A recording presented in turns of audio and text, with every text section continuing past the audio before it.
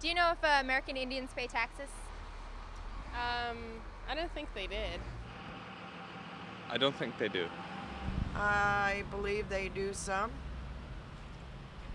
Is that right? I really don't know. Seems like they get a lot of freebies, so I don't know. The answer is yes. All Indians or tribal members are U.S. citizens. Therefore, all tribal members must pay federal income taxes. The perception of the outside world is that tribal members don't pay any taxes at all. And that's not true. There's a lot of our working membership that pay a very significant amount of taxes. The misperception is perpetuated in part because tribal governments do not pay taxes to the federal government. They are not required to pay taxes because they are recognized as governments themselves, just as one state or country would not pay taxes to another state or country. They operate as separate entities. I think the general public believes that we are a special interest group that receives entitlements from the government, and they don't realize that we've given up a lot to be who we are and have a right to have our own business ventures and receive the revenue off of our own lands to support our tribal governments. And there's a misperception that tribes are somehow marketing this what they're calling a tax advantage, a tax break, as a retail advantage, so they can undercut people that sell off the reservation. And I say most of the times tribes, in my experience, actually collect a tax, and a lot of the times it's congruent with what the state's charging in their tax, and they use them for the same types of programs and services. These taxes are used to serve their citizens, such as building and maintaining housing and community buildings on the reservation. Sales tax is the major source of tax revenue for Washington State. So when tribal members earn money on the reservation, they often spend it off the reservation, and that sales tax goes to the state. Generally, our members who live on reservations don't have access to malls right on our reservations. We travel off reservation and pay taxes for those services as well.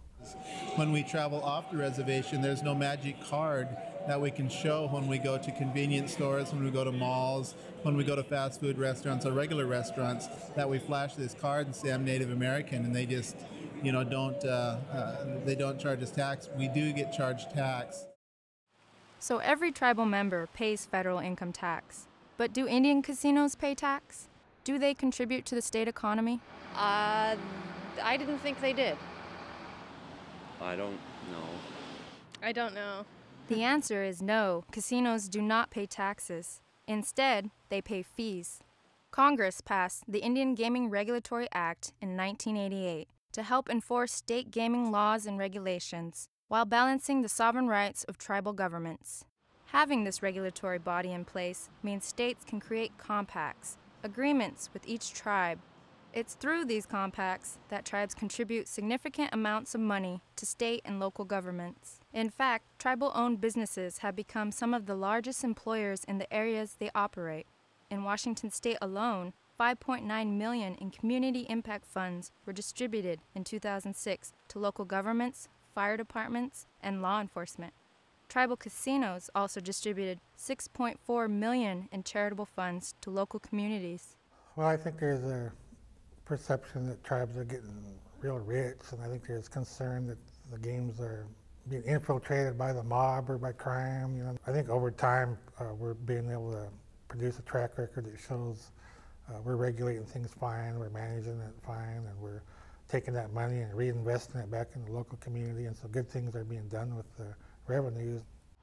Studies suggest that building and running casinos produces no discernible social harm or rise in local crime rates. In fact, local economies are often bolstered as casino employees and vendors spend locally off the reservation. Every time an employee from that organization at the casino spends money, that dollar turns over in that community probably 3, 4, 5, or 6 times before it leaves the area. So each dollar generates another dollar, or $2 or $3. There's a multiplying effect there. I just continue to be shocked sometimes at the misperceptions that people have of Native folks. But I think the more we get involved in civic life, the more we get out there and really educate people on who we are, that we're still here, you know, that we have an incredible resource of culture and a governmental system, that people will begin to understand more the sort of assets and the resources we bring as Indian people and start to be more respectful of those things. American Indians as a whole are working hard to get that message out, to change the misperceptions once and for all.